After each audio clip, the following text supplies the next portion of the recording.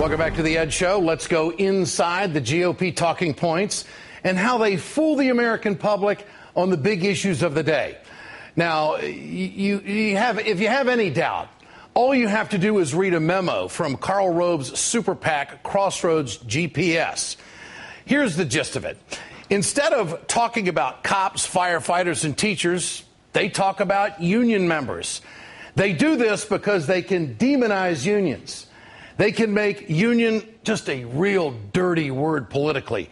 Then they reframe the question and disseminate misinformation. For example, 70% favor President Obama's proposal to give billions of dollars to states to stop layoffs of teachers and firefighters. That's straight from the Crossroads GPS memo.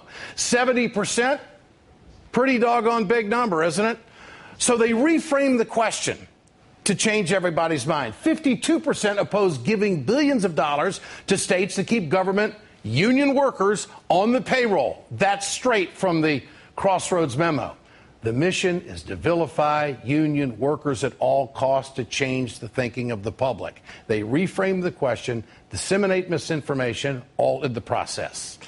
Take, for instance, Governor Chris Christie of New Jersey. His budget cuts caused 4,000 police officers to lose their jobs over the past 2 years. According to the president of the Policemen's Benevolent Association, Christie did it by declaring a budget crisis and then demonizing unions. Joining me now is Stan Greenberg, Democratic pollster with the firm Greenberg, Quinlan, and Rosner Research. The memo shows, great to have you with us, Mr. Greenberg. Appreciate your time tonight. I mean, this really is the key to 2000. Public service. Yeah, pardon me?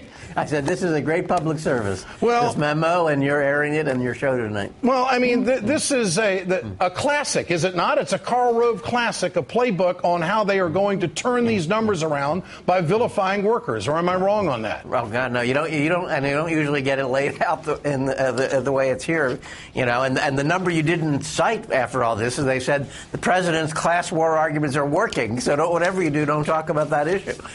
So it's a very revealing document, a lot of honesty, and the honesty, you know, shows how, I mean, above all, you know, with the popularity of each of these items in the jobs bill, you know, how they have to take it down, you know, by a whole range of distortions that you highlight. And so it's using their own data to prove the point, but it's a big, I think it's a big red flag for people to pay attention, you know. And the union worker piece is, you know, particularly revealing. Look what's happening in Ohio. Look at the real poll numbers, you know, when you actually have a debate on the issue, you know. And even here, when they say, look, we can't talk about this, about the, you know, layoff of a public sector workers, let's talk about unions. Even when they take it to unions, it's evenly split, even when they, you know, try to tilt the argument. So they're pushing against the country wanting to move ahead on jobs and using this kind of memo to mobilize their side. Mr. Greenberg, every host, radio host, television host, has to know the audience. I would imagine tonight that there are some people watching who are saying, how come the Democrats aren't good at this?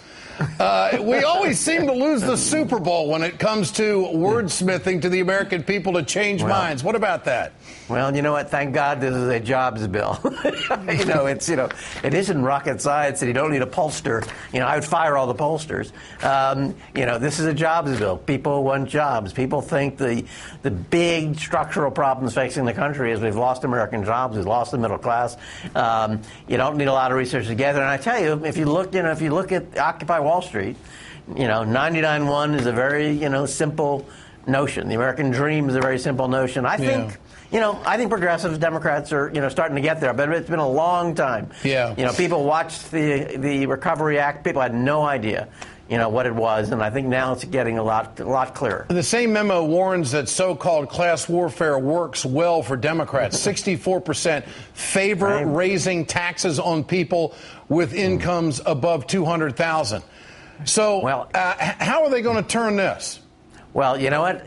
They can't turn it, and the fact that they have put it out in their memo saying a warning. You know, Democrats are winning the argument here. The country, by the way, over 60% in their survey on raising taxes over $200,000. This is a consensus bipartisan issue. By the way, that's one of the distortions in their memo. By the way, they constantly pick out a Democrat and say, there's bipartisan opposition to the jobs bill.